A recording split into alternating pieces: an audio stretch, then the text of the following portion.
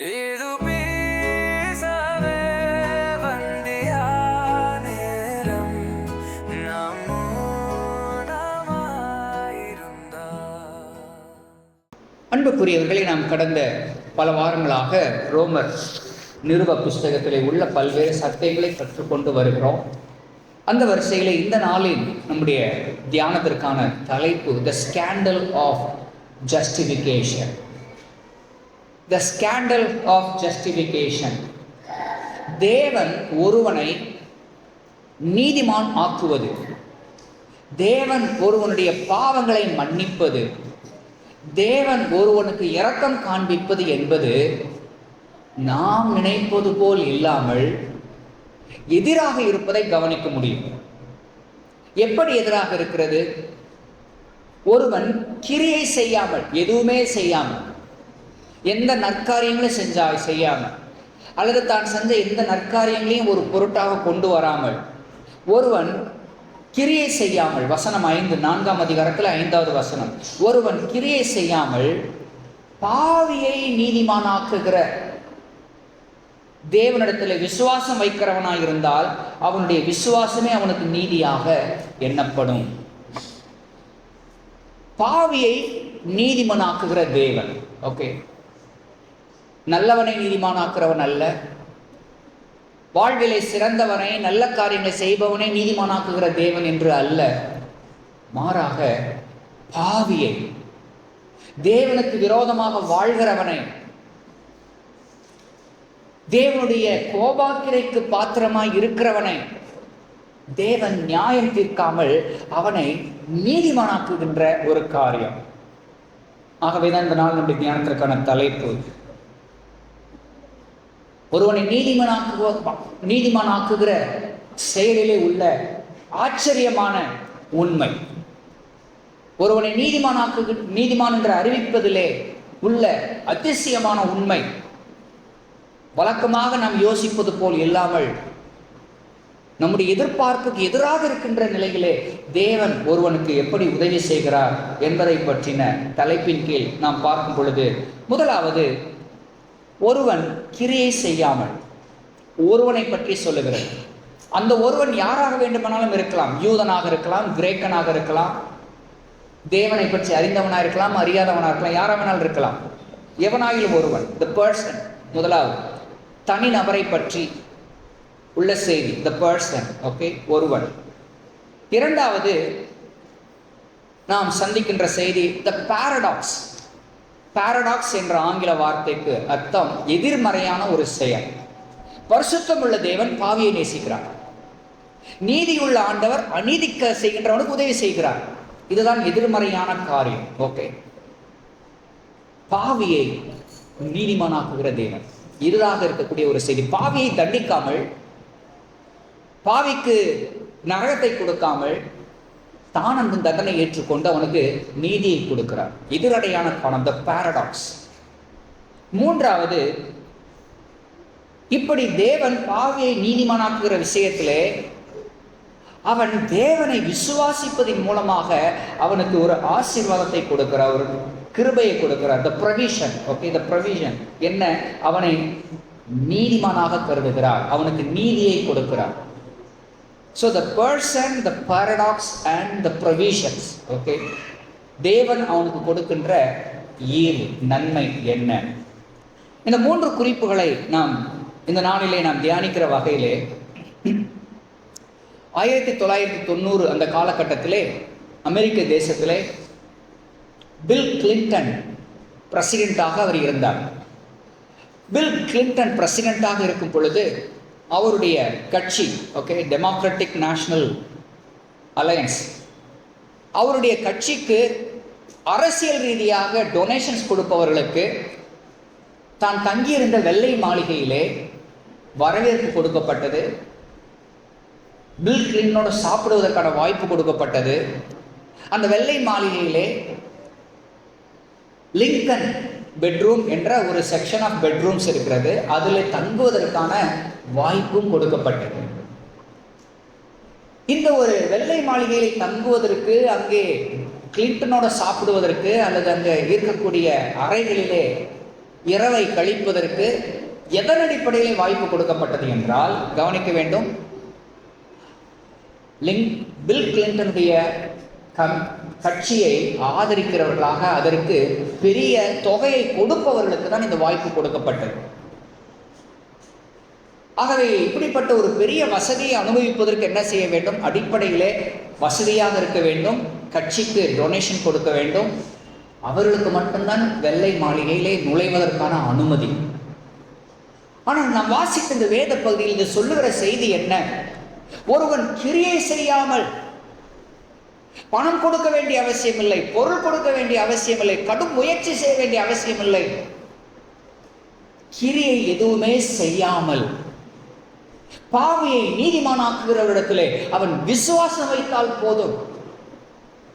பாவியை நீதிமானாக்குகிற ஆண்டவரை பற்றி அவன் அறிந்து கொண்டிருந்தால் போதும், தேவன் அவனுக்கு பரலோகத்திலே பிரவேசிக்கின்ற பாக்கியத்தை கொடுக்கிறார்.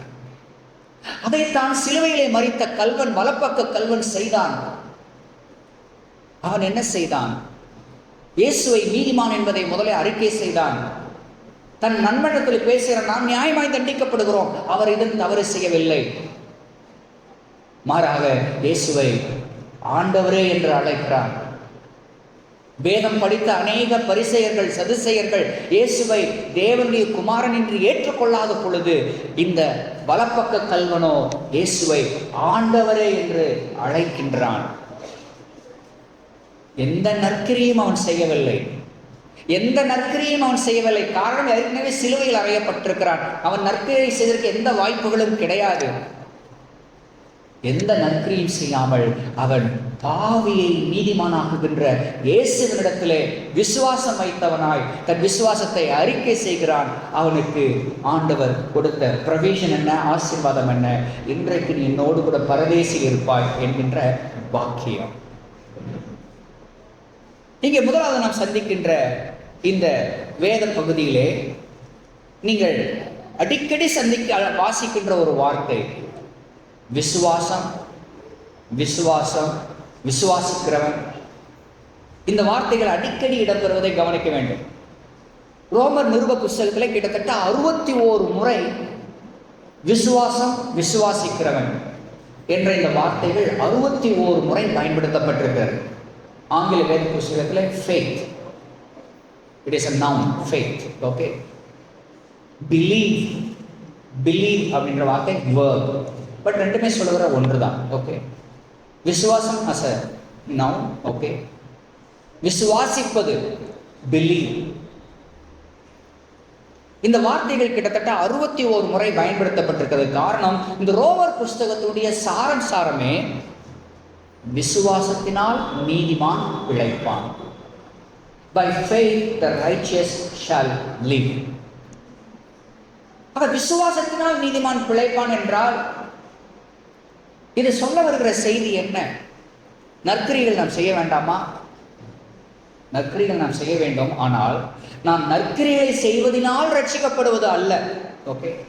நான் நற்கிரியை செய்வதனால் ரட்சிக்கப்படுவது அல்ல. அப்படி பார்த்தா உலகத்தில் இருக்க நிறைய பேரை ரட்சிக்கணும் ஆண்டவர். ஏன்னா நம்மளை விட நிறைய பேர் நல்ல கிரியை செய்கிறவன் நிறைய பேர் வெளியில் இருக்கிறாங்க, ஓகே. நம்மளை விட நற்கிரியங்களை செய்கிறவன் நிறைய பேர் வெளியில் இருக்கிறாங்க. ஆனால் தேவன் ஒரு மனிதனை அவன் செய்கின்ற கிரியைகளின்படி ரட்சிப்பது இல்லை, மாறாக அவருடைய கிருபையின்படி ஒருவனை ரட்சிக்கிறார். ஆக அவரால் ரட்சிக்கப்பட்டேன் என்று சொல்லுகிறவர்கள் நற்கிரியை செய்ய வேண்டும், ஓகே. அதைத்தான் நான் போன பிரசங்கத்தில் நம்ம தியானிச்சோம். கடந்த வெள்ளிக்கிழமை அதை பற்றி வாசித்தோம். விசுவாசத்தினாலே நியாயப்பிரமாணத்தை அவமாக்குகிறோமா? அப்படி அல்ல, நியாயப்பிரமாணத்தை நிலைநிறுத்துகிறோம். ஸோ விசுவாசத்தினாலே ரட்சிக்கப்படுகிறோம். விசுவாசத்தினாலே ரட்சிக்கப்பட்ட நாம் தேவனுடைய நியாயப்பிரமாணத்தின்படி, கற்பனைகளின்படி, கட்டளையின்படி வாழ்கிறோம். வாழ்வதற்காக பிரயாசம் எடுக்கிறோம். சில தருணங்களில் வீழலாம், சில தருணங்களில் தோற்று போகலாம். ஆனாலும் எந்திரிச்சு நிமிர்ந்து தொடர்ந்து ஓடுவதற்கு முயற்சி செய்கிறோம் என்பதாகும். இப்படி தேவன் யாரை நீதிமானாக்குகிறார், யாருக்கு இந்த பாக்கியம் என்பதை அறியும் பொழுது கடந்த வாரத்திலே நாம் தியானித்தோம், ரைட்? ஆதாமுக்குள் எல்லாரும் பாவிகள், ஆதாமுக்குள் எல்லாரும் மரணத்தை தழுவுகிறார்கள், நேச்சுரலி, ஓகே. நம்முடைய முதல் பிறப்பின்படி நம்ம எல்லாருமே ஆதாம் ஏவாளின் பிள்ளைகள், நாம் யாவரும் பாவிகள். ஆனால் இரண்டாவது பிறப்பு, மறுபிறப்பு, ஆவிக்குரிய பிறப்பு, நீ மறுபடியும் பிறவாவிட்டால் தேவனுடைய ராஜ்யத்தை காண மாட்டாய் என்று சொல்லி இயேசு நிக்கோதேமுவிட்ட சொன்ன அந்த மறுபிறப்பின்படி நாம் இரண்டாம் ஆதாம் என்று அழைக்கப்படுகின்ற இயேசுவினுடைய பிள்ளைகளாக இருக்கின்றோம். அப்படி இயேசுவின் பிள்ளைகளாக இருப்பவர்களுக்கு மரணம் அல்ல, நித்திய ஜீவன். இந்த நித்திய ஜீவனை பெற்றுக்கொள்ளக்கூடிய நபர்கள் யார் என்ற கேள்விக்கு பதிலை நாம் பார்க்கும் வகையிலே முதலாவது the persons. ஓகே, இங்கே சொல்லப்படுகின்ற நபர் யார், எப்படிப்பட்டவர்? இந்த பர்சன் எப்படிப்பட்டவனாக இருக்கின்றான்? முதலாவது, பாவியை நீதிமானாக்குறவிடத்தில் விசுவாசம் வைக்கிறவன். பாவியை நீதிமானாக்குறவிடத்திலே விசுவாசம் வைக்கிறவன். தன்னை பற்றியது அல்ல, தன்னை நீதிமானாக்குகின்ற ஆண்டவரை பற்றியது. ஓகே, தன்னை நீதிமானாக்குகின்ற ஆண்டவரை பற்றிய ஒரு செய்தி, பாவியை நீதிமானாக்குகிற தேவனிடத்திலே. ஓகே, அப்படின்னா என்ன? முதலாவது, அவன் தன் பாவி என்ற உணவு தனக்கு வர வேண்டும். நான் பாவி, நான் குறைவுள்ளவன், நான் பலவீனன் என்று சொல்லி தன்னுடைய நிலை அவனுக்கு முதலாவது தெரிய வேண்டும். ஓகே, வருத்தப்பட்டு பாரம் சுமக்கிறவர்களே, நீங்கள் எல்லாரும் என்னிடத்தில் வாருங்கள் என்று இயேசு அழைப்பை முன்வைத்தார். ஏன் இயேசு அப்படிப்பட்ட ஒரு அழைப்பை முன்வைக்க வேண்டும்? பலர் அன்றைக்கு வாழ்ந்த பலர் தாங்கள் வருத்தப்பட்டு பாரம் சுமப்பதாக அவர்கள் உணரவே இல்லை. ஓகே, நான் கரெக்டாக தான் இருக்கிறேன், நான் கரெக்டாக ஆலயத்துக்கு போகிறேன், நான் காணிக்கை கொடுக்குறேன், யாருக்கும் எந்த நான் துரோகம் கஷ்டம் கொடுக்கவில்லை. ஓகே, நான் கரெக்டாக தான் இருக்கிறேன், எனக்கு கடவுளே தேவையில்லை என்ற ஒரு நிலையிலே வாழக்கூடிய ஒரு கூட்டம், அவர்களுக்கான அழைப்பு இது அல்ல. வருத்தப்பட்டு பாரம் சுமக்கிறவர்களே, நீங்கள் எல்லாரும் என்னிடத்தில் வாருங்கள் என்ற இயேசுனுடைய அழைப்பு அன்றைக்கு வாழ்ந்த அநேகருக்கு ரட்சிப்பு தேவை என்று அவர்கள் உணரவில்லை. நாங்கள் நீதிமானதாக இருக்கிறோம், நாங்கள் எதுவும் அப்படி ஒன்றும் பாவங்களாம் செய்யவில்லை, அப்படி என்ற ஒரு வாழ்க்கையை வாழ்ந்து கொண்டிருக்கிறார்கள். அப்படிப்பட்ட சூழ்நிலை தான் இங்கே அப்போஸ்தலனாகிய பவுல் முதல் அதிகாரத்திலே 17வது வசனத்திலிருந்து 3ஆம் அதிகாரம் 23 வரைக்குள்ள வசனமுள்ள வேத பகுதியிலே மறுபடியும் அவர் சொல்லிட்டு வர செய்தி என்னவென்றால், நீதிமான் ஒருவனும் இல்லை, ஒருவனாகிறது. தேவனை தேடுகிற உணர்வுள்ளவன் உண்டோ என்று பார்க்க தேவன் கண்ணோக்கி பார்த்தார், ஒருவனும் இல்லை. நாம் எல்லாரும் பாவம் செய்து தெய்வமயமற்றவரானோம். பவுல் தன்னையும் சேர்த்து தான் சொல்லுகிறார், நாம் எல்லாரும் பாவம் செய்யும். ஆகவே முதலாவது நல்ல நமக்குள்ள வர வேண்டிய, இருக்க வேண்டிய, எப்போதும் காணப்பட வேண்டிய ஒரு உணர்வு, நான் ஒரு பாவி. சக மனிதனை பார்த்து அவனவுடன் நான் நல்லவன் என்று சொல்ல நம்ம முயற்சி செய்யக்கூடாது. அப்கோர்ஸ் பல விஷயத்துல ஏத்த வீட்டுக்காரனை விட தேவனை தேடாத ஒருத்தவங்க நம்ம நல்லவர்களா இருக்கலாம், தப்பு கிடையாது. ஆனால் நம்ம ஸ்டாண்டர்ட் அவங்கள பார்த்து கிடையாது, நம்முடைய ஸ்டாண்டர்ட் நமது ஆண்டவரை பார்த்து இருக்க வேண்டும். தேவனுக்கு முன்பாக அதைத்தான் 4ஆம் அதிகாரம் 2வது வசனம் சொல்லுகிறது. ஆபிரகாமை பற்றி தேவன் எடுத்துரைத்து, ஆபிரகாம் கிரியைகளினாலே நீதிமானாக்கப்பட்டான் ஆகில் மேன்மை பாராட்ட அவனுக்கு ஏது உண்டு, ஆகிலும் தேவனுக்கு முன்பாக மேன்மை பாராட்ட ஏதுவில்லை. நமக்குள்ள வரக்கூடிய சோதனை, நமக்குள்ள வரக்கூடிய டெம்டேஷன், உன்னை விட நான் நல்லவன், உன்னை பத்தி எனக்கு தெரியாதா, உன்னை பத்தி தெரியாதா என்று சொல்லுகின்ற என்னை பற்றி ஆண்டவருக்கு நல்லா தெரியும். நான் யார், நான் எப்படிப்பட்டவன், என்னுடைய பலம் பலவீனம் என்னன்றதெல்லாம் அவருக்கு தெரியும் இல்ல. ஆனால் மனிதனுடைய பார்வையிலே மனிதனுக்கு நேராக வச்சு நம்மளை கம்பேர் பண்ணிக்கிட்டு I am a better person என்ற எண்ணம் நமக்குள் எப்போதுமே வராமல், ஆண்டவருக்கு முன்பாக என் நிலை என்ன என்பதை பற்றி கேள்வி நமக்கு நாமே கேட்டுக்கொள்ளுகிறவர்களாய் இருக்க வேண்டும். அந்த வகையில் தான் ஆலயத்துக்கு சென்ற 2 பேரை பற்றி இயேசு சொன்னபோது என்ன சொன்னார்? பரிசேயன் நேர ஆலயத்துல போயிட்டு அங்க நிக்கிறவனை, பப்ளிக்கனை பார்த்து, டாக்ஸ் கலெக்டரை பார்த்து, ஆயக்காரனை பார்த்து, ஆண்டவரே நான் பரிகாரர், பாவி அல்ல, அவனை போலல்ல, இவனை போலல்ல, காணிக்கை கொடுக்கிறேன், தசமபாவம் கொடுக்கிறேன், இதை செய்கிறேன், அதை செய்கிறேன்றான். ஆனால் ஆயக்காரன் என்ன செய்கிறான்? ஆலயத்திற்கு வெளியே நின்று கொண்டு மார்பை அடித்துக் கொண்டு உள்ள இருக்கிற அவனை பார்க்கல, வானத்தில் இருக்கிற ஆண்டவரை பார்க்கிறார். ஆண்டவரை பார்த்து, ஆண்டவரே நான் பாவியான மனுஷன், எனக்கு இறங்கும், இயேசு என்ன சொன்னார்? இவன் தான் நீதிமானாக்கப்பட்டு வீட்டுக்கு போனான் என்று சொல்லுகிறார். ஆகவே இங்கே நாம் அறிய வருகிற தேவன் யாருக்கு தந்த நீதியை தருகிறார், யாருடைய பாவத்தை மன்னிக்கிறார், யாருக்கு பரலோக பாக்கியத்தை கொடுக்கிறார் என்றால், முதலாவது தனி ஒரு நபர், தனி ஒரு விசுவாசி தனக்குள் தாழ்மை, சக மனிதனை பார்த்து பெருமைப்படுகிற நிலைகளை அல்ல, தேவனுக்கு முன்பாக தேவனுடைய பார்வையிலே தன்னை பாவி என்று அறிகின்ற, ஒத்துக்கொள்ளுகின்ற ஒரு நிலையிலே இருக்க வேண்டும். இங்கு முழுவதும் சொல்லுகின்ற இந்த வார்த்தைகளிலே 2 காரியங்களை குறித்து பார்க்க முடியும். The total depravity of mankind. முழு மனுக்குலமும், ஆதாம் ஏவாள் முதற்கொண்டு அவருடைய பிள்ளைகளுடைய சந்ததியில் வரப்படுகின்ற முழு மனுக்குலமும் பாவிகள் தான். ஓகே, முழு மனுக்குலமும் பாவிகள் என்ற வரிசையிலே ஒவ்வொரு தனிப்பட்ட மனிதனும் முழுமையாக பாவியாக இருக்கிறான் என்பதை அப்போஸ்தலனாகிய பவுல் விளக்குகின்ற வகையிலே 3ஆம் அதிகாரத்திலே 10 முதல் சில வசனங்களை பாருங்கள். ரோமர் 3ஆம் அதிகாரம். அந்தபடியே நீதிமான் ஒருவனாகிலும் இல்லை, உணர்வுள்ளவன் இல்லை, தேவனை தேடுகிறவன் இல்லை, எல்லாரும் வெளித்தற்கு ஏகமாய் கெட்டு போனார்கள், நன்மை செய்கிறவன் இல்லை, ஒருவனாகிலும் இல்லை. இது முழு உலகத்தில் உள்ள மனுக்குலத்தை எல்லாத்தை பற்றின ஒரு பொதுவான அறிக்கை. ஓகே,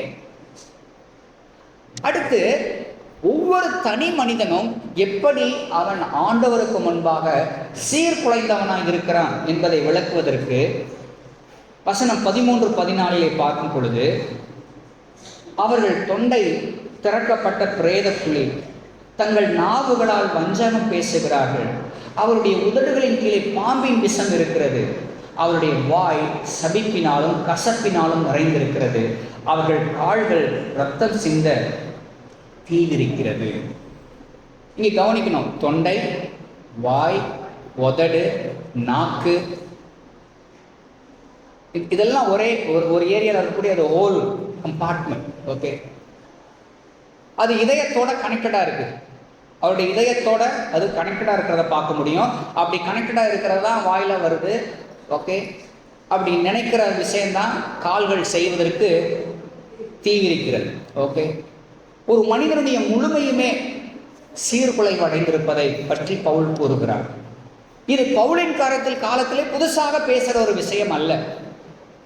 ஆதியாகமம் 6ஆவது அதிகாரத்தில் 5-6 வசனங்களை நாம் வாசிக்கும் பொழுது அப்பயே தேவன் மனிதனுடைய நிலையை பற்றி கூறியிருப்பதை கவனிக்க முடியும். வாசியுங்கள், 6ஆம் அதிகாரம் 5-6 வசனங்கள். ஆதியாகமம் 6ஆவது அதிகாரம் 5-6 வசனங்கள். சத்தமாக வாசிங்க, அரை மைக் கூட கொடுங்க அவங்களுக்கு. Okay, alright. மனுஷனுடைய அக்கிரமம் பூமியிலே பெருகினது, அவன் இருதயத்தின் நினைவுகளின் தோற்றம் எல்லாம் நித்தமும் பொல்லாததே என்று கண்டு தாம் பூமியிலே மனுஷனை உண்டாக்கினதற்காக கர்த்தர் மனஸ்தாபப்பட்டார். அது அவருடைய இதயத்திற்கு விசனமாயிருந்தது. ஓகே, மனிதனுடைய எண்ணம் எல்லாம் நித்தமும் பொல்லாததே. ஓகே, அதே விஷயத்தை தான் எரேமியாவும் கூறுகிறார். இதயமே எல்லா திருக்குள்ளதும் மகா கேடுள்ளதுமாய் இருக்கிறது என்று சொல்லி எரேமியா மனிதனுடைய நிலையை பற்றி பேசுவதை நாம் கவனிக்க முடியும். மனிதன் முற்றிலும் சீர்குலைந்தடைந்தவனாய், அவனுடைய முழு பகுதியும் சீர்குலைந்தடைந்தவனாய் இருக்கிறதை கவனிக்க முடியும். ஆனால் இந்த போதனையை, இந்த கருத்தை 4ஆவது நூற்றாண்டிலே வாழ்ந்த பிலேஜியஸ் என்ற ஒருவர் இப்படியாக கூறினார். பிலேஜியஸ் என்ற ஒருவர் என்ன சொன்னார்? மனிதன் முற்றிலும் சீர்குலைந்தவன் அல்ல, இறைவனுடைய கிருபை இல்லாமல் அவனால் மீட்கப்பட முடியும் என்று சொல்லி அவர் பிரசங்கிக்க ஆரம்பித்தார். பிரிட்டிஷ் மாங்க் ஆக இருந்த ஒருவர், ஓகே, பிலேஜியஸ் என்ற ஒருவர் என்ன சொன்னார்? மனிதன் அப்படி ஒன்றும் சீர்குலைவு அடைந்தவன் அல்ல, அவன் எந்த சூழ்நிலையை வாழ்கிறானோ அந்த சூழ்நிலைக்கு ஏற்ப அவன் வாழ்கிறான். நல்ல படித்த நல்ல வசதியான ஒரு சூழ்நிலையிலிருந்து வந்தானா அவன் நல்லவனாக இருப்பான். ரொம்ப சாதாரணமான ஒரு பின்னணியிலிருந்து வந்தானா அவன் கெட்டவனா இருப்பான் என்பது அவருடைய ஒரு பொதுவான போதனை. ஆனால் நடைமுறையில் நடக்கிறத எப்படின்னு பாருங்க. பல தருணங்களில் யார் வசதியானவங்க, யார் நல்ல உயர்ந்த அந்தஸ்தில் இருக்கிறாங்களோ அவங்க தான் அதுக்கேற்ற மாதிரி பெரிய தவறுகளை செய்வதை நம்ம பார்க்க முடியும். ஓகே, மனிதன் பிறக்கும் பொழுதே அவன் பாவியாகவே பிறக்கிறான். அதைத்தான் தாவீது சொல்லும் பொழுது சங்கீதம் 51 என்ன கூறினார்? என் தாய் என்னை பாவத்தில் கர்ப்பம் தரித்தாள், நான் துர்குணத்தில் உருவானேன். கவனிக்க வேண்டும், இவைகள் எல்லாமே மனிதனுடைய, அவன் ஒன்றும் கிடையாது, அவன் பாவியை முற்றிலும் சீர்குலைவடைந்தவன், அவனுக்கு நேற்று என்னமெல்லாம் எப்பயுமே தீங்கு தான் அப்படின்னு சொல்றது எல்லாமே என்ன சொல்லுகிறது? மனிதனுக்கு நம்பிக்கை எதுவுமே இல்லை, இஸ் ஹோப்லெஸ் என்ற ஒரு நிலையை சொல்லுகிறது. ஆனால் அதற்கு நேர் எதிராக இது சொல்லுகின்ற நல்ல செய்தியும் என்ன? பாவியை நீதிமானாக்குகிற ஒரு தேவன் உண்டு. நம்பிக்கையற்ற ஒருவனுக்கு நம்பிக்கை தருவதற்கு ஒரு ஆண்டவர் உண்டு. மனிதனுடைய பார்வையிலே, சக மனிதனுடைய பார்வையிலே இவன் தீட்டு, இவன் பாவி, இவன் பலவீனன் என்று சொல்லி ஒதுக்கப்படுகிறவர்களுக்கும் நம்பிக்கை தருவதற்கு ஒரு அற்புதமான தேவன் உண்டு என்பதை இங்கே பவுல் அறிவிக்கின்ற வகையில் தான் பாவியை நீதிமானாக்குகிறவரிடத்திலே விசுவாசம் வைக்கிறவன் எவனோ எவனோ தேவன் தம்முடைய ஒரே பேரான குமாரனை விசுவாசிக்கிறவன் எவனோ, யாரா இருந்தாலும் சரி, யூதனா இருந்தாலும் சரி, கிரேக்கனா இருந்தாலும் சரி, தமிழனா இருந்தாலும் சரி, சைனீஸா இருந்தாலும் யாருனாலும் பரவாயில்ல, யாரோ எவனோ கர்த்தருக்கு பயப்படுகிற மனுஷன் எவனோ யாரா இருந்தாலும் சரி என்ற வார்த்தையின் அடிப்படையிலே இங்கே கவனிக்கிற செய்தி, யார் தேவனிடத்திலே இந்த ப்ரொவிஷன், இந்த ஆசீர்வாதத்தை, நீதிமானாகின்ற பாக்கியத்தை, பாவ மன்னிப்பை பெற முடியும் என்றால் முதலாவது அவன் தான் பாவி என்ற உணவு தனக்கு இருக்க வேண்டும். நாம் மீட்கப்பட்டிருக்கிறோம், ரட்சிக்கப்பட்டிருக்கிறோம். ரட்சிக்கப்பட்டதுக்கு அப்புறம் வழக்கமாக சொல்லுகிறது என்ன? நீங்கள் எல்லாருமே தேவனுடைய பிள்ளைகள், நீங்கள் எல்லாருமே பரிசுத்தவான்கள், இனிமேல் நீங்கள் உங்களை பாவி என்று அழைக்க வேண்டாம் என்று சொல்லுகின்ற போதனை நம்முடைய கிறிஸ்தவ வட்டத்திலே தாராளமாக காணப்படுகிறது. நீங்க ராஜா வீட்டு பிள்ளைங்க மாதிரி வாழணும், ஐஸ்வர்யமா ஜீவிக்கணும், ஆரோக்கியமாக இருக்கணும், வியாதி உங்களுக்கு வரக்கூடாது, பலவீனம் உங்களுக்கு வரக்கூடாது, வந்தா உங்களுடைய விசுவாசம் சரியில்லை அப்படின்ற போதனைகள் ரொம்ப நிறைய மனிதனுடைய செவிகளுக்கு இனிமையாக இருக்கும். அந்த பிரசங்கத்துக்கு நிறைய பேர் போவாங்க, அந்த பிரசங்கம் பண்ற இடத்துல நிறைய பேர் கூடியிருப்பாங்க, நிறைய காணிக்கையில் அள்ளி கொடுப்பாங்க. ஆனால் நடைமுறையிலே வேதம் என்ன சொல்லுகிறது? ஏசாயா தேவனை தரிசிக்கிறார். ஏசாயா தேவனை பார்த்த உடனே, அவருடைய சமூகத்திலே தான் வந்திருக்கிறதை உணர்ந்த உடனே, ஏசாயா 6ஆம் அதிகாரம் 5வது வசனத்திலே நாம் வாசிக்கிற செய்தி என்ன? ஏசாயா 6ஆம் அதிகாரம் 5வது வசனத்திலே, ஐயோ நான் அதமானேன், நான் அசுத்த உதடுள்ள மனிதன், அசுத்த உதடில் உள்ள மனிதர்களிடத்திலே வாசம் செய்கிறவன் என்று சொல்லி தன்னுடைய அசுத்தம் தான் தனக்கு முதலாவது தெரிகிறது, தன்னுடைய பாவம் தான் தனக்கு முதலாவது தெரிகிறது. அப்படியே சீமோன் பேதுரு இரவெல்லாம் வலை போட்டார், ஒன்று கிடைக்கவில்லை. இயேசு உடன் வந்து இங்கே போடு, இப்போ போடு என்று சொல்லுகிறார். திரளான மீன்கள் வருகிறது. அப்பொழுது பேதுரு சொன்ன வார்த்தைகள் என்ன? ஆண்டவரே, என்னை விட்டு போய்விடும், நான் பாவியான மனுஷன், நீர் என்னை விட்டு போய்விடும். இதே ரோமர் 7ஆம் அதிகாரத்திலே பவுல் கூறுகிற வார்த்தைகள் என்ன? எதை செய்ய வேண்டும் என்று நினைக்கிறோம் அதை செய்ய முடியவில்லை, எனக்குள்ளாக ஒரு பாவம் இருக்கிறது, பாவ பிரமாணம் இருக்கிறது, நிர்பந்தமான மனுஷன் நான், யார் என்னை விடுதலை செய்ய முடியும் என்று சொல்லி பரிசுத்தவான்கள், தேவனுடைய பிள்ளைகள் ஆண்டவரை நெருங்கி வர வர வர, பரிசுத்தமுள்ள தேவனை நெருங்கி வர வர அவருடைய பாவமும் அவருடைய இயலாமையும் அவருடைய குறைவும் தான் அதிகமாக அவர்களுடைய கண்களுக்கு தெரிகிறது. அதை விட்டு இன்றைக்கு அநேகர் தொலைக்காட்சிகளிலே நம்ம பார்க்கிற ஒரு செய்தி, நான் ஆண்டவரை பார்த்தேன், ஆண்டவர் என்னோடு பேசினார், நான் அவர்கிட்ட இந்த கேள்வி கேட்டேன், ஏதோ வீட்டில் வேலை செய்கிறவர்கிட்ட உட்காந்து பேசுறதை போன்ற ஒரு ப்ரெசன்டேஷன். சரி, அவங்களோட ஆண்டவர் அப்படி பேசுறான்னு வச்சுக்கோ, ஏன் ஆண்டவர் உங்களோட என்னோட அப்படி பேசுறது இல்லை? அப்போனா அவர் பட்சபாதம் உள்ள ஆண்டவரா? அவர் பட்சபாதம் உள்ள ஆண்டவர் அல்ல. அவங்கள்ட்ட ஆண்டவர் பேசுகிறாங்க, என்கிட்டையும் பேசணும், உங்கள்கிட்டையும் பேசணும். அவங்கள்ட்ட மட்டும் பேசணும் அப்படி சொல்றது உண்மையா? அதிகபட்சம் அவைகள் உண்மை அல்ல. இப்படி இயேசுவை பார்த்தேன் என்பதும் அல்லது இயேசு என்னோடு பேசினார் என்ற இந்த கிளைம்ஸ், இந்த மாதிரி ஸ்டேட்மெண்ட்ஸ்லாம் எதை சொல்ல வருகிறது? நீ பாவி நான் பரிசுத்தவான் அப்படின்றத சொல்ல வருகிறது. பரிசேயன் ஆலயத்திலிருந்து ஆயக்காரனை பார்த்து என்ன சொன்னா, அதைத்தான் வேற வழியில சொல்றாங்க. நீ பாவி நான் பரிசுத்தவான், ஏன்ட்ட தான் ஆண்டவர் பேசுவார், உன்கிட்ட பேச மாட்டார் அப்படின்றத சொல்லாம சொல்றாங்க. தவறு, அப்படி அல்ல. யோவான் ஸ்நானகன் எப்பொழுதெல்லாம் தேவனுடைய பிள்ளைகள், பரிசுத்த வேதத்திலே உள்ள தேவனுடைய மனுஷர்கள் ஆண்டவருடைய சமூகத்தில் வரக்கூடிய, ஆண்டவரை சந்திக்கக்கூடிய ஒரு பாக்கியம் கிடைச்சதோ அப்பொழுதெல்லாம் அவருடைய பாவம் தான் தங்களுக்கு வருகிறது. தங்களுடைய இயலாமையும் தாங்கள் தகுதியற்றவர்கள் என்பதுதான் அவருடைய கண்களுக்கு முன்பாக வருகிறது. அதனால்தான் ஏசாயா நான் அசுத்த உள்ள முதலுள்ள மனிதன் என்று கூறினான். பேதுரு என்னை விட்டு அகன்று போம் நான் பாவியான மனுஷன் என்று கூறுகிறார். அதே வரிசையில் யோவான் ஸ்நானகன் கவனிக்க வேண்டும். யோவான் ஸ்நானகன் ஸ்திரீகளிடத்திலே பிறந்தவர்களிலே யோவான் ஸ்நானனை பார்க்கிலும் மேன்மையானவன் ஒருவனும் இல்லை.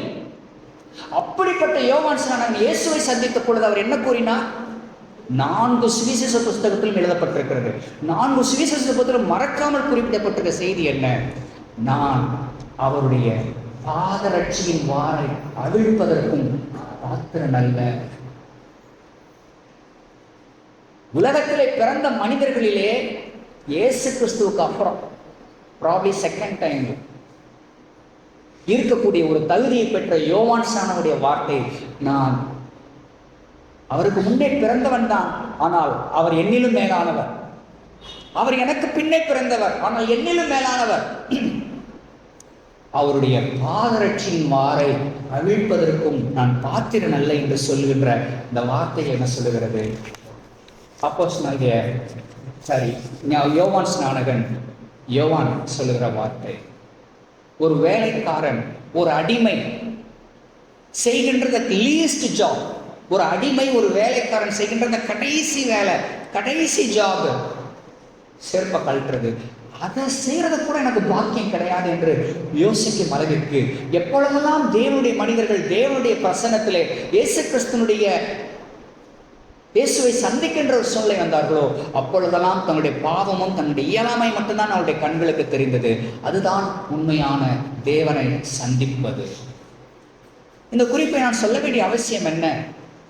எப்பொழுதாயிலும் யாராயிலும் நான் இயேசுவை பார்த்தேன் அல்லது இயேசு என்னோடு பேசினார், நான் இயேசுவும் நானும் இப்படிலாம் கலந்துக்கிட்டோம் அப்படின்னு சொன்னாங்கன்னா அவைகளை கேட்டு அது உண்மையாகவே குடர்ந்துட்டு போகுது.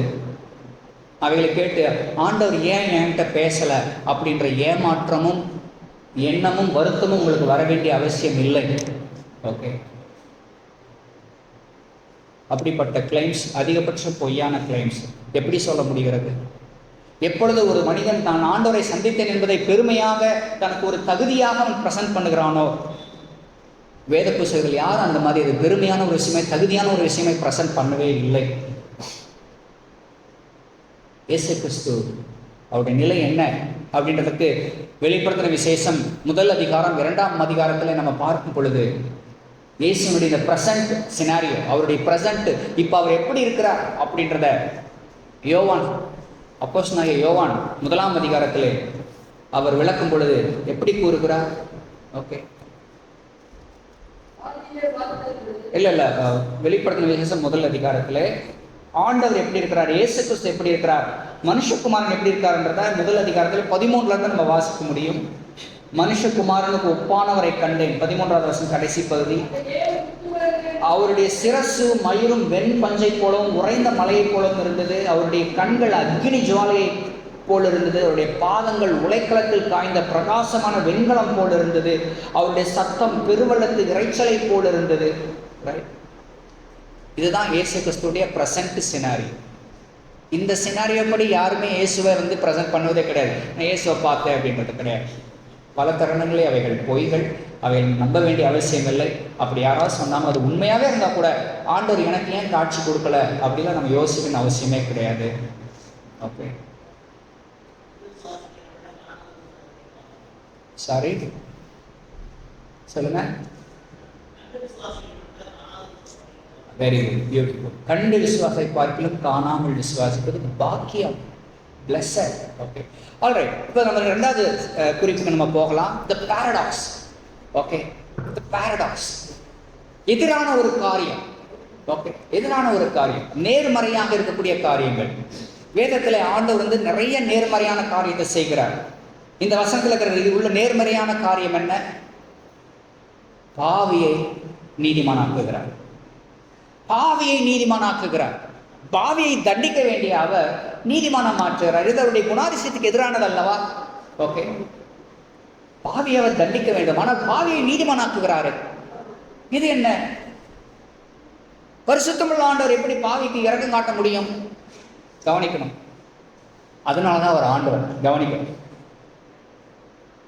நேர்மறையான மனுஷ ஸ்டாண்டர்ட், நம்முடைய ஸ்டாண்டர்ட் படி செயல்படாமல் அவருக்குன்னு ஒரு ஸ்டாண்டர்ட் வச்சு செயல்படுகிறார். அதுதான் ஆண்டவர். அவருக்கு எல்லா உரிமை இருக்கிறது. ஆண்டவரை பார்த்து நீ ஏன் இப்படி செய்கிறாய் என்று கேட்பதற்கு நம்ம யாருக்குமே உரிமை கிடையாது. ஓகே, நம்ம ஸ்டாண்டர்ட் படி நல்லது செய்யறவங்க நல்லது செய்வோம். நம்ம அப்படிதான். நமக்கு நண்பனா இருப்பவனோட நான் நண்பனா இருப்போம். எனக்கு உதவி செய்யறவனுக்கு நானும் உதவி செய்வேன். ஆனால் ஆணுடைய ஸ்டாண்டர்ட் என்ன? உன்னை பகைக்கிறவனை நேசி, உனக்கு தீமை செய்பவனுக்கு நன்மை செய், உன்னை ஒரு கணத்தில் அறைந்தால் இன்னொரு கணத்தையும் காட்டு, ஒரு மைல் தூரம் நடக்க வச்சா 2 மைல் தூரம் நடப்போ, எடுத்துக்கொள்ளுவதற்கு தடை செய்யாதே. எல்லாம் பாரடாக்ஸ், எதிர்மறையாக பேசுவதை பார்க்கிறோம். ஏனென்று கேட்டால் தெய்வீக குணாதிசயம் என்பது மனிதனை போல மனிதனுடைய ஸ்டாண்டர்ட் படி இருப்பதை பற்றியது அல்ல. எதிர்மாறாக இருக்கின்ற ஒரு காரியம். ஏன் இப்படி ஆண்டவர் செய்கிறார்? பாவியை ஏன் அவர் நீதிமானாக்க வேண்டும்? தண்டிப்பதற்கு பதிலாக தகுதியற்றவனை ஏன் ஆண்டவர் நினைவு கூற வேண்டும்? அவனை விட்டு விடுவதற்கு பதிலாக. காரணம் 3ஆம் அதிகாரம் 27வது வசனம். மேன்மை பாராட்டல் எங்கே? அது நீக்கப்பட்டது. யாரும் தேவனுக்கு முன்பாக மேன்மை பாராட்டக்கூடாது. அப்படி மேன்மை பாராட்டக்கூடாதபடிக்காகத்தான் ஆண்டவர் இப்படி செய்கிறார், எதிர்மறையான காரியத்தை செய்கிறார். ஓகே, மேன்மை பாராட்டக்கூடாது. இப்ப பாவி, நான் தகுதியற்றவன். கவனிக்கணும், நான் தகுதியற்றவன். என் தகுதியற்ற நிலைமையை பொருட்படுத்தாமல் ஆண்டவர் என்னை ரட்சிக்கும் பொழுது நான் பெருமை பாராட்ட ஏதாச்சும் இருக்கா? பெருமை பாராட்ட ஒண்ணுமே கிடையாது. தேவனை துதிக்க மட்டும்தான் நான் செய்யணும். நான் அதே நேரத்தில் நான் நல்ல காரியங்கள் செஞ்சிருக்கிறேன், நான் தகுதியானவனை என்னை பிரசன்ட் பண்ணுகிறேன், அவைகளின்படி ஆண்டவர் என்னை ரட்சியும் அப்படின்னு போல ஆண்டவர் என்னை ரட்சிக்கிறான்னு வச்சுக்குவோம். அப்போ நான் என்ன செய்வேன்? எனக்கு தகுதி இருக்கு, ஆகவே கடவுள் என்னை ரட்சித்திருக்கிறார் அப்படின்னு எனக்குள்ள பெருமை வரும். ஆனால் அப்படிப்பட்ட பெருமை உனக்குள் வந்துவிடக்கூடாது என்பதற்காகத்தான் ஆண்டவர் பாவிகளை நீதிமானாக்குகிற தேவனிடத்திலே விசுவாசம் வைக்கிறவனை அவர் நீதிமானாக மாற்றுகிறார். 1 கொரிந்தியர் 1ஆம் அதிகாரத்திலே வசனங்கள் 26 நாம் கவனிக்கிற செய்தி என்ன? சகோதரரே, நீங்கள் அழைக்கப்பட்ட அழைப்பை பாருங்கள். மாம்சத்தின்படி ஞானிகள் அநேகர் இல்லை, வல்லவர்கள் அநேகர் இல்லை, பிரபுக்கள் அநேகர் இல்லை. ஞானிகளை வெட்கப்படுத்தும்படி தேவன் உலகத்தில் பைத்தியங்களை தெரிந்து கொண்டார். பலமுள்ளவைகளை வெட்கப்படுத்தும்படி தேவன் உலகத்தில் பலவீனமானவைகளை தெரிந்து கொண்டார்.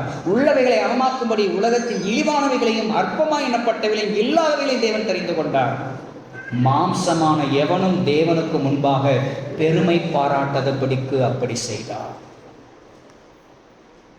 மாம்சமான யாவரும் தேவனுக்கு முன்பாக பெருமையை பாராட்டக்கூடாது. இன்றைக்கு நீங்களும் நானும் தேவனுடைய கிருபையிலே கிறிஸ்தவர்களாக இருக்கிறோம் என்பது நம்முடைய தகுதியின் அடிப்படையில் நமக்கு கொடுக்கப்பட்ட பாக்கியம் அல்ல. நம்முடைய மேன்மை, நம்முடைய உண்மை நிமித்தம் நமக்கு கொடுக்கப்பட்ட பாக்கியம் அல்ல. மாம்சமாக இருக்கின்ற ஒருவனும் தேவனுக்கு முன்பாக பெருமை பாராட்டாதபடிக்கு தேவன் இப்படி செய்தார். ஓகே, தேவன் அப்படி செய்தார். அந்தப்படி நீங்கள் அவராலே கிறிஸ்து இயேசுவுக்கு உட்பட்டிருக்கிறீர்கள் எழுதியிருக்கிறபடி மேன்மை பாராட்டுகிறவன் கர்த்தரை குறித்தே மேன்மை பாராட்டத்தக்கதாக அவரே தேவனால் நமக்கு ஞானமும் நீதியும் பரிசுத்தம் மீட்குமானார். மேன்மை பாராட்டுகிறவன் மேன்மை பாராட்ட வேண்டும் என்றால் கர்த்தரை குறித்து மட்டும்தான் மேன்மை பாராட்டணும். நம்மளை பத்தி மேன்மை பாராட்டுறதுக்கு ஒண்ணுமே இல்லை. எனக்கு கொடுக்கப்பட்டிருக்கிற அனைத்துமே தேவனுடைய கிருபை. இப்பொழுது இருக்கிற என்னுடைய நிலை அனைத்துமே தேவனுடைய கிருபை. பட் பல தருணத்தில் நம்ம என்ன செய்கிறோம், நம்மளை விட நல்லா இருக்கிறவங்கள பார்த்துட்டு அவங்கள விட நான் குறைவாக இருக்கிறேன், கடவுள் எனக்கு இதை செய்யலை அதை செய்யலை அப்படின்ற எண்ணம் தான் வருகிறதே அன்றி, என்னை விட இழிநிலையில் இருக்கின்ற பலரை பார்த்து அவனை விட என் தேவன் என்னை ஆசீர்வதித்திருக்கிறார், உயர்த்தி வைத்திருக்கிறார் என்கின்ற உணர்வு நமக்குள் வராதபடியினால் தேவனை துதிக்காமல் புலம்பிக் கொண்டே இருக்கின்றோம். இந்த நிலையை நாம் மாற்ற வேண்டும். தேவனை துதிக்க வேண்டிய இடத்துல அவரை துதிக்காமல் புலம்புகின்ற நிலைக்கு தள்ளப்படுவதற்கு காரணம், எனக்கு இந்த தகுதி இருக்கு அந்த தகுதி இருக்கு, நான் இப்படிலாம் பக்தியா வாழ்றேன் விசுவாசமா வாழ்றேன், எனக்கே சோதனை, நான் ஆண்டரை பற்றிருக்கிறேன், பைபிள் வாசிக்கிறேன், சர்ச்சுக்கு போகிறேன், காணியை கொடுக்குறேன், எனக்கு ஏன் இந்த இழப்பு அப்படின்னு நம்ம என்ன சொல்ல வர்றோம்? ஆண்டவரே நான் இதெல்லாம் செய்கிறேன், உனக்கு கடமை இருக்கு, என்னை ஆசீர்வதிக்கணும், இதைத்தான் நம்ம சொல்ல வரோம். நான் இப்படிலாம் இருக்கிறேன், உண்மையாக தான் இருக்கிறேன், அப்படி இருக்கிறேன் அப்படி இருக்கிறேன், எனக்கே அதை செய்யலை. இங்கே தான் ஆபிரகாமை பற்றி இங்கே பவுல் கூறுகிறார் 4ஆம் அதிகாரம் 1 வசனத்தில். அப்படியானால் நம்முடைய தகப்பனாகிய ஆபிரகாம் மாம்சத்தின்படி எண்ணத்தை கண்டடைந்தார் என்று சொல்லுவோம். ஆபிரகாம் கிரியைகளினாலே நீதிமானாக்கப்பட்டானாகி மேன்மை பாராட்ட அவனுக்கு ஏது உண்டு? ஆகிலும் தேவனுக்கு முன்பாக மேன்மை பாராட்ட ஏது இல்லை. தேவனுக்கு முன்பாக நம்ம வரும் பொழுது எப்பொழுதுமே நம்ம கம்ப்ளைண்ட்ஸோட வர வேண்டிய அவசியமே இல்லை. எப்பொழுதுமே நம்முடைய இதயம் நன்றி நிறைந்த உணர்வுகளால் மட்டுமே நிறைந்து நம்முடைய நாவிலே தேவனை துதிக்கும் துதி மட்டுமே வர வேண்டும். இப்படி தேவனை துதிக்கும் துதி மட்டுமே வர வேண்டிய என் நாவிலே காரணம் இல்லாமல் பிறர் காயப்படுவதற்கு என் நாக்கு பயன்படுத்தப்படக்கூடாது. என் ஆண்டவர் என்னை எப்படி நடத்தவில்லையே, என் ஆண்டவர் எனக்கு இரக்கம் காண்பித்தாரே, என் ஆண்டவர் எனக்கு உதவி செய்தாரே, இதை நான் எப்பொழுதுமே மறக்கக்கூடாது. வேத புஸ்தகத்திலே இயேசு கிறிஸ்து பேசின பல உவமைகளிலே ஒரு அற்புதமான உவமை மத்தேயு 18ஆம் அதிகாரத்திலே அதை பற்றி நாம் வாசிக்க முடியும். சற்று சுருக்கமாக அதை நாம் பார்க்கலாம். மத்தேயு 18 ஆண்டவர் பயன்படுத்தின இந்த உவமைகளிலே ஓகே, அங்கே ஒரு மனிதன் கடன் பட்டிருக்கிறான். எவ்வளவு கடன் பட்டிருக்கிறான்? 10,000 தாலந்து. ஓகே, 10,000 தாலந்து கடன் பட்டிருக்கிறார். 10,000 தாலந்து கடன் பட்ட அவனை எஜமான் கூப்பிடுகிறார். அவன் காலில் விழுந்து வணங்கி, வசனம் 26, அந்த ஊழியக்காரன் கால விழுந்து வணங்கிய, ஆண்டவனே என்னிடத்தில் பொறுமையாயிரும், எல்லாவற்றையும் நமக்கு கொடுத்து தீர்க்கிறேன் என்றான். அந்த ஊழியக்காரனுடைய ஆண்டவன் மனதிறங்கி அவனை விடுதலை பண்ணி கடனையும் அவனுக்கு மன்னித்து விட்டான். அப்படி இருக்க அந்த ஊழியக்காரன் புறப்பட்டு போகையில் தன்னிடத்தில் 100 வெள்ளி பணம், ஓகே, ஆங்கிலத்தில் தினாரி என்ற வார்த்தை பயன்படுத்தியிருக்கிறது, கவனிக்கணும். தினாரி என்ற வார்த்தை ஒரு நாள் சம்பளம் தான் ஒரு தினாரி. ஓகே, ஒரு நாள் சம்பளம் தான் ஒரு தினாரி. ஆனால் ஒரு தாளந்து என்பது 6,000 தினாரி சேர்ந்தது. 6,000 தினாரி, 6,000 நாள் வேலை செஞ்சதுதான் ஒரு தாளந்து. ஆனா எவ்வளவு கணப்பட்டிருக்கிறான்? 10,000 தாளந்து, கிட்டத்தட்ட 20 வருஷத்துக்கான கடன். 20 வருஷம் ஒவ்வொரு நாளும் வேலை செஞ்சு சம்பாதிக்கிறதா கொடுக்க வேண்டிய அளவு கடன்பட்டிருக்கிறான். ஆனால் தான் எதிர்பட்டு வரும்போது என்ன செய்கிறான்? 100 வெள்ளி பணம், 100 நாள் சம்பளம் வாங்கின ஒருத்தனை சந்திக்கின்றான். அந்த சந்திக்கின்ற அவன் என்ன செய்கிறான்? ஆக்சுவலாக அவனுக்கு 10,000 தாளந்து மன்னிக்கப்பட்டிருக்கிறது. 20 வருஷம் வேலை செய்ய வேண்டியது மன்னிக்கப்பட்டிருக்கிறது. ஓகே, சரி போ, பரவாயில்ல, விட்டுடு, பரவாயில்ல, இட்ஸ் ஓகே, பார்த்துக்கலாம், மன்னித்து விடுகிறார். ஆனால் அவனோ தனக்கு 100 வெள்ளி பணம் கடன்பட்டவனை தன் உடன் வேலைக்காரர்கள் ஒருவனை கண்டு அவனை பிடித்து தொண்டையை நெரித்து, நீ பட்ட கடனை எனக்கு கொடுத்து தீர்க்க வேண்டும் என்றான். அப்பொழுது அவனுடைய உடன் வேலைக்காரன் அவன் காலில் விழுந்து, என்னிடத்தில் பொறுமையாயிரும், எல்லாவற்றையும் உனக்கு கொடுத்து தீர்க்கிறேன் என்று அவனை வேண்டிக் கொண்டான். அவனோ சம்மதியாமல் போய் அவன் பட்ட கடனை கொடுத்து தீர்க்கும் அளவும் அவனை காவலிலே போடு வைத்தான். நடந்ததை அவனுடைய உடன் வேலைக்காரர் கண்டு மிகவும் துக்கப்பட்டு ஆண்டவனிடத்தில் வந்து நடந்ததையெல்லாம் அறிவித்தார்கள். அப்பொழுது அவனுடைய ஆண்டவன் அவனை அழைப்பித்து, பொல்லாத ஊழியக்காரனே, நீ என்னை வேண்டிக் கொண்டபடியினால் 10,000 தாளந்து கடனை முழுவதையும் உனக்கு மன்னித்து விட்டேனே, நான் உனக்கு இறங்கினது போல் நீயும் உன் வேலைக்காரனுக்கு இறங்க வேண்டாமோ என்று சொல்லி அவனுடைய ஆண்டவன் கோபம் அடைந்து அவன் பட்ட கடனை எல்லாம் தனக்கு கொடுத்து தீர்க்கும் அளவும் உபாத்திரிக்கிற இடத்தில் அவனை ஒப்பு கொடுத்தான். நீங்களும் அவனவன் தன் தன் சகோதரன் செய்த தப்பிதங்களை மனப்பூர்வமாய் மன்னியாமற் போனால் என் பரமபிதாவும் உங்களுக்கு இப்படியே செய்வார் என்றார். பாவியை நீதிமானாக மாற்றுகிற தேவன், கவனிக்க வேண்டும். இந்த பாவியை நீதிமானாய் மாற்றுகிற தேவனை பற்றி நான் படிப்பதனால் நான் கற்றுக்கொள்ள வேண்டியது என்ன? நான் வாழ்கிற என் வீட்டிலே, கணவன் மனைவி உறவிலே தவறுகள் நடக்கும் பொழுது, கடினமான வார்த்தைகள் என்று ஒன்று வரும் பொழுது, அதற்கு இணையான இன்னொரு கடினமான வார்த்தை பேசுவது தீர்வு அல்ல. தவறுகள் நடக்கும் பொழுது என் வீட்டிலே அல்லது என் வேலை ஸ்தலத்திலே கடினமாய் ஒருத்தனை நடப்பது தீர்வு அல்ல. மாறாக எப்படி ஆண்டவர் எனக்கு மன்னித்தார், எனக்கு உதவினார், என் பாவத்தை பொறுத்து கொண்டார், அதே போல் நாம் பிறருடைய பாவங்களையும் தவறுகளையும் மீறல்களையும் பொறுத்து கொள்ளுகிறவர்களாக இருக்க வேண்டும். பாரடாக்சஸ், எதிர்மறையான காரியங்கள். ஓகே, இயேசு கிறிஸ்து பல எதிர்மறையான காரியங்களை வேத புஸ்தகத்திலே சொல்லியிருப்பதை கவனிக்க முடியும்.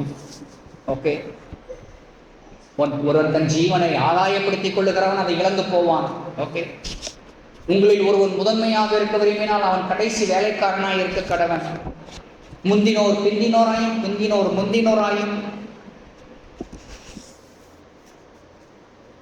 ஆவியிலே எளிமையுள்ளவர்கள் பாக்கியவான்கள், துயரப்படுகிறவர்கள் பாக்கியவான்கள், நீதி நிமித்தம் பசிதாக முடியவர்கள் பாக்கியவான்கள். இப்படிப்பட்டவங்க உலகத்தின் பார்வையிலே ஏளனமாக பார்க்கப்படுவார்கள், துச்சமாக பார்க்கப்படுவார்கள். ஆனால் இயேசுவின் பார்வையிலே அப்படி அல்ல. நாம் தேவனுடைய பிள்ளைகளாய் வாழ்வது என்பது பல காரணங்களிலே நாம் ஏழைகளாய் இருப்பதை போன்றும் இந்த உலகத்திலே புறக்கணிக்கப்பட்டவர்களாய் இருப்பதை போன்று காணப்படலாம். ஆனால் நமது ஆணுடைய பார்வையில் அப்படி அல்ல. பாவிகளை நீதிமானாக்குகிறவர் அப்படின்னா என்ன? நீங்கள் நானும் நமக்கு எதிராக யார் என்ன செஞ்சாலும் அதை மன்னிப்பதற்கேற்ற இதயம் நமக்குள் காணப்பட வேண்டும். பொறுத்து கொள்வதற்கேற்ற பொறுமை நம்மிடத்திலே காணப்பட வேண்டும். என் அதிகாரம், என்னுடைய தகுதி, என்னுடைய படிப்பு, இவைகளை நாம் மனசில் வைத்துக் கொண்டு எவரையும் நாம் துச்சமாக நாம் பார்க்க கூடாது. கிறிஸ்து இயேசுவுடைய சிந்தையே உங்களிலும் இருக்கிறது. சீசர்கள் மத்தியிலே யார் பெரியவன் என்ற சண்டை. நீ பெரியவனா, நான் பெரியவனா? அவர் எதுவுமே பேசவில்லை. இடுப்பிலே ஒரு துண்டை கட்டினார், பாத்திரத்தில் தண்ணீரை எடுத்தார், கால்களை கழுவ ஆரம்பித்தார். இந்த இயேசுதான் நம்முடைய இரட்சகர், இந்த இயேசுதான் நம்முடைய எடுத்துக்காட்டு என்று இருக்கும் பொழுது எந்த நிலையிலும் நம்முடைய அதிகாரத்தை அதிகாரமாக பிரசன்ட் பண்ண வேண்டிய அவசியமே இல்லை. ஒருவன் முதன்மையாக இருக்க விரும்பினால் அவன் கடைசியாக இருக்க வேண்டும். ஒருவன் தலைவனாக இருக்க விரும்பினால் அவன் சேவை செய்கிறவனாக இருக்க வேண்டும். இவைகள் தான் ஆண்டவர் நாம் கற்றுக் கொடுத்துக்கிற பாடம். இங்கே ஆண்டவர் பாவியை நீதிமானாக்குகிறவர் என்று தன்னை அறிமுகப்படுத்துகிற வகையிலே நீங்களும் நானும் கூட பாவங்களை மன்னிக்கக்கூடியவர்களாய், துரோகங்களை மன்னிக்கக்கூடியவர்களாய், கடினமான எதையும் ஏற்றுக்கொள்ளக்கூடியவர்களாய் இருக்கும்படி அழைக்கப்பட்டிருக்கிறோம் பிரியமானவர்களே. மூன்றாவதாக the provisions. Okay, the provisions. ஆண்டவர் தருகின்ற இந்த பாக்கியம் என்ன? கிரியை செய்யாமல் பாவியை நீதிமானாக்குறதிலே விசுவாசம் வைக்கிறவனாய் இருந்தால் அவனுடைய விசுவாசமே அவனுக்கு நீதியாக எண்ணப்படும். அவனுடைய விசுவாசமே அவனுக்கு நீதியாக எண்ணப்படும். கவனிக்க வேண்டும், ஆண்டவர் அவருடைய பிள்ளைகளாக நாம் அவரிடத்தில் விசுவாசம் வைக்கிறவர்களாக இருக்கிற நிலையிலே, ஓகே, விசுவாசம் வைக்கிறவர்களாக இருக்கிற நிலையிலே நம்முடைய கிரியைகளை நான் சார்ந்திருக்கவில்லை என்பதற்காக கவனிக்க வேண்டும். என்னுடைய ஆண்டவர் என்னுடைய கிரியைகளின்படி ரட்சிக்கவில்லை என்பதற்காக நான் கிரியே செய்ய வேண்டாம் என்ற அர்த்தம் அல்ல. ஆனால் என் ஆண்டவரை ரட்சித்திருக்கிறார் என்பதனால் என் கிரியைகள் நற்கிரியைகளாக இருக்க வேண்டும். பாவியை நீதிமானாக்குகிற தேவன் அவர் தருகிற ஆசீர்வாதம் என்ன? விசுவாசம் வைத்தால் அந்த விசுவாசமே அவனுக்கு நீதியாக எண்ணப்படும் என்ற விஷயத்திலே, ஓகே, ஆண்டவர் என்னென்னலாம் தயவு பாராட்டுகிறார், என்னென்னலாம் கிருபை அளிக்கிறார் அப்படின்ற விஷயத்துல 3ஆம் அதிகாரத்திலே நாம் சந்திக்கின்ற ஒரு செய்தி. ஓகே, 25வது வசனம், தேவன் பொறுமையாயிருந்த முற்காலத்தில் நடந்த பாவங்களை தாம் பொறுத்து கொண்டதை குறித்து தம்முடைய நீதியை காண்பிக்கும் பொருட்டாகவும் தாம் நீதியுள்ளவரும் இயேசுவினிடத்தில் விசுவாசமாயிருக்கிறவனை நீதிமானாக்கிறவருமாய் விளங்கும்படி இக்காலத்திலே தமது நீதியை காண்பிக்கும் பொருட்டாகவும் கிறிஸ்து இயேசுடைய இரத்தத்தை பற்றும் விசுவாசத்தினாலே பலிக்கும் கிருபாதார பலியாக அவரையே ஏற்படுத்தினார். ஓகே, தேவன் பொறுமையாக இருந்த காலத்தில் பாவத்தை பொறுத்து கொண்டதாக பார்க்கிறோம். ஆங்கிலத்தில் he passed over the sins that were committed in the past. முற்காலத்திலே செய்த பாவங்களை தேவன் பொறுத்து கொண்டார் அப்படின்னு வாசிக்கிறோம். எப்படி பொறுத்து கொண்டார்? பழைய ஏற்பாட்டு காலத்திலே பல பரிசுத்தவான்கள் பாவம் செய்தார்கள், பாவத்திலே விழுந்தார்கள். ஓகே, ஆபிரகாம் முதற்கொண்டு, தாவீது முதற்கொண்டு, சாலமோன், சிம்சோன் போன்ற பல்வேறு பாவத்தில் விழுந்தார்கள். ஆண்டவர் உடனடியாக தண்டிக்கவில்லை. காரணம், அவர் பொறுமையாக இருந்தார். தேவன் பொறுத்து கொண்டார். தேவன் பொறுமையாக இருந்தார், பொறுத்து கொண்டார் என்றால் பாவத்தை அவர் விட்டுட்டாரு, எக்ஸ்கியூஸ் பண்ணார்னு அர்த்தமா? இல்லை. பாவத்தை பொறுத்து கொண்டார், எக்ஸ்கியூஸ் பண்ணார் என்ற அர்த்தம் அல்ல. மாறாக அந்த பாவங்களை, முன்னால் செய்த அந்த பாவங்களை எல்லாம் பிதாவாகிய தேவன் தம்முடைய குமாரனாகிய இயேசு கிறிஸ்துவின் மீது வைப்பதற்கு, வசனம் 26, கிறிஸ்து இயேசுடைய இரத்தத்தை பற்றி விசுவாசத்தினாலே பறிக்கும் கிருபாதார பலியாக. கிருபாதார பலியாக என்ற வார்த்தை ஆங்கில வேத புத்தகத்திலே ப்ரொபிஷியேஷன் என்ற வார்த்தை பயன்படுத்தப்பட்டிருக்கிறது. கவனிக்கணும். ப்ரொபிஷியேஷன். ப்ரொபிஷியேஷன் என்றால் என்ன? ஓகே, ஆண்டவர், உதாரணமாக என்னோட பையன் ஜேசன் தவறு செய்கிறான்னு வச்சுக்கலாம். நீதிபதி பையனுக்கு தண்டனை கொடுக்குறேன்றாரு. ஆனால் நான் இடையிலே வருகிறேன், அந்த தண்டனையை நான் பெற்றுக்கொள்ளுகிறேன். அந்த தண்டனை என் மீது கொடுக்கப்படட்டும், எனது மகன் விடுதலை செய்யப்படட்டும். ப்ரொபிஷியேஷன். இந்த வகையில் தான் பரிசுத்தவான்கள், பழைய ஏற்பாட்டு பரிசுத்தவான்கள் பாவம் செய்த பொழுது உடனே தேவன் தண்டிக்கவில்லை. தாவீது பாவத்திலே விழுகிறார், விபச்சாரத்திலே விழுகிறார், கொலையும் செய்கிறார். அந்த தருணத்திலே நாத்தன் மூலமாய் தாவீதிடத்திலே வந்த செய்தி என்ன? தேவன் உன்னை மன்னித்தார், அவர் உன்னை தண்டிக்கவில்லை. அதற்காக தேவன் அவர் செய்த பாவத்தை விட்டுட்டார் என்ற அர்த்தமா? இல்லை. பின் ஒரு நாள் வரப்போகின்ற இயேசு கிறிஸ்துவின் மீது அந்த பாவம் வைக்கப்படுகிறது. இயேசு கிறிஸ்து தாவீதின் பாவத்திற்காகவும் சிலுவையிலே மரிக்கின்றார். தாவீது செய்த பாவத்திற்காகவும் இயேசு கிறிஸ்து சிலுவையிலே மரிக்கின்றார். அந்த வகையில் தான் இங்கே ஆண்டவர் பொறுத்து கொண்டார் என்பது அதை விட்டுவிட்டார் என்ற அர்த்தம் அல்ல, காத்திருக்கிறார். இந்த வகையில் தான் தாவீது சொன்ன வார்த்தை சங்கீதம் 103 10வது வசனம் அற்புதமான வசனம். சங்கீதம் 103 10.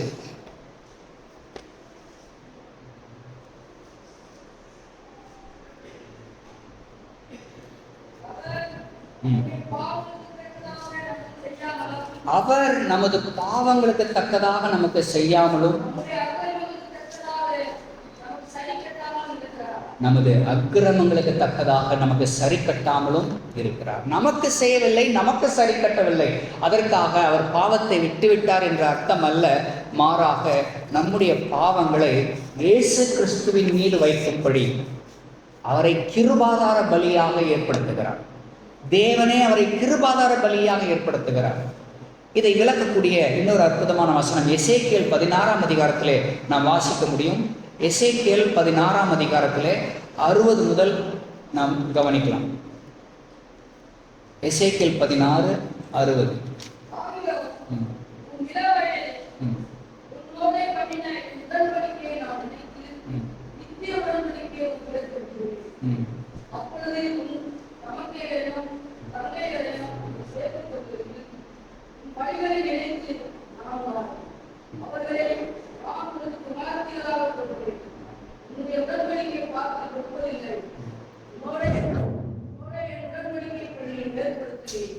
அப்பொழுது நான் கர்த்தர் என்று அறிவார்.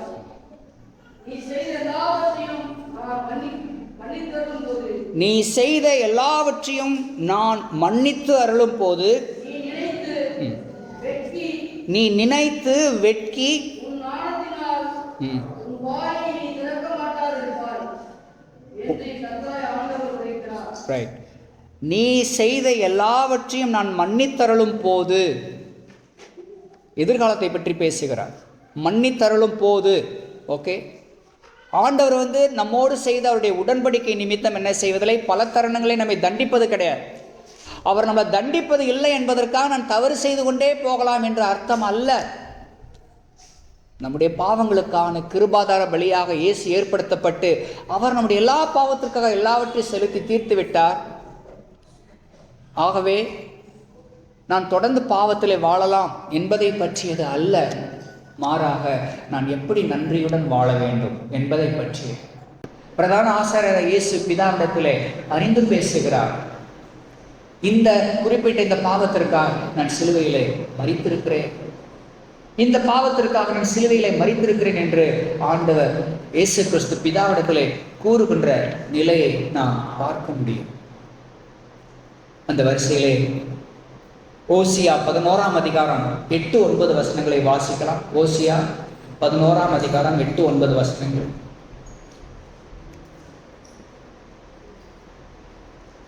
ஓசியா 11:8-9 வசனங்கள்.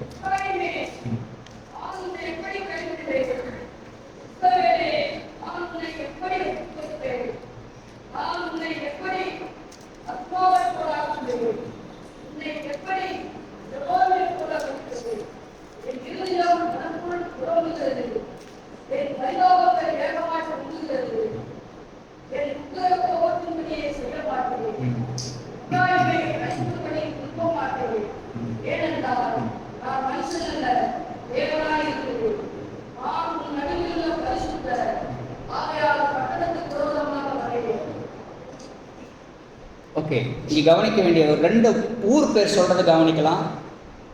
ஆத்மாவை போலாக்குவேன். ஓகே, நான் உன்னை எப்படி ஆத்மாவை போலாக்குவேன், உன்னை எப்படி செபோயீமை போல் வைப்பேன்.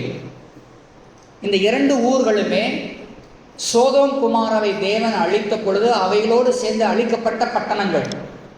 சோதோம் குமாரா அழிக்கப்பட்ட பொழுது அவைகளோடு அழிக்கப்பட்ட பட்டணங்களுடைய பெயர்கள் தான் இந்த 2 பெயர்கள். இந்த 2 பெயரை சொல்லி இஸ்ரவேலே நான் உன்னை எப்படி அது போல் நடத்துவேன் என்று சொல்லும் பொழுது ஆண்டவர் என்ன சொல்ல வருகிறார் கவனிக்க வேண்டும். நாம் பாவத்திலே விடும் பொழுது, பாவம் செய்யும் பொழுது ஆண்டவர் உடனே நம்மை தண்டிப்பதில்லை. அவர் தண்டிப்பதில்லை என்பதற்காக நான் தொடர்ந்து பாவத்திலே வாழலாம் என்ற அர்த்தம் அல்ல.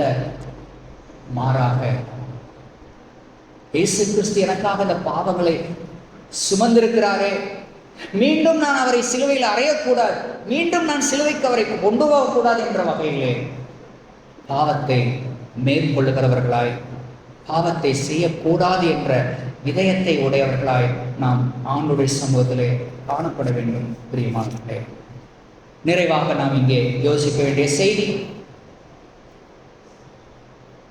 பாவியை நீதிமானாக்குவிடத்திலே விசுவாசம் வைக்கிறவன் என்று அழைப்பது என்பது நாமும் இயேசுவை போல பிறர் செய்கின்ற எதையும் பொறுத்து கொள்ளும் பிள்ளைகளாய், தீமைக்கு நன்மை செய்யும் பிள்ளைகளாய், எதையும் ஏற்றுக்கொள்ளும் பிள்ளைகளாக இருக்க தேவன் நம்மை அழைத்திருக்கிறார், எதிர்பார்த்திருக்கிறார். அந்த வரிசையில்தான் இங்கே இயேசு சிலுவையிலே மரித்த பொழுது வலப்பக்க கல்வனும் இயேசுவை முதலாவதாக அவன் சக மனிதரைப் போல அவனும் பழித்து பேசினான், அவனும் சவால் விட்டான், அவனும் அவரை துக்கப்படும்படி பேசினான். ஆனால் ஒரு குறிப்பிட்ட நேரம் வந்த பொழுது அவன் தன் பேசுவதை நிறுத்திவிட்டான். மற்றவர்களைப் போல பேசுவதை அவன் நிறுத்தி விடுகிறான். ஆக ஆரம்பத்திலே தன்னை பழித்து பேசின கல்வனுக்கு நீ இப்படிலாம் பேசின என்று சொல்லவில்லை, நீ இப்படிலாம் என்ன துக்கப்படுத்தின என்று சொல்லவில்லை. மாறாக இயேசு அவனுக்கு இரக்கம் காண்பித்தார். நாமும் நம்முடைய வாழ்விலே வருகின்ற எவரையும் மன்னிக்கவும், எவருக்கும் இரக்கம் காண்பிக்கவும், எவருக்கும் உதவி செய்யக்கூடிய பிள்ளைகளாக இருக்கவும் இயேசுவை போல இருப்பதே இங்கே பவுல் கூறுகின்ற ஒருவன் கிரியை செய்யாமல் ஆவியை நீதிமானாக்கரிடத்தில் விசுவாசம் வைக்கிறவனாய் இருந்தால் அவனுடைய விசுவாசமே அவனுக்கு நீதியாக எண்ணப்படும்.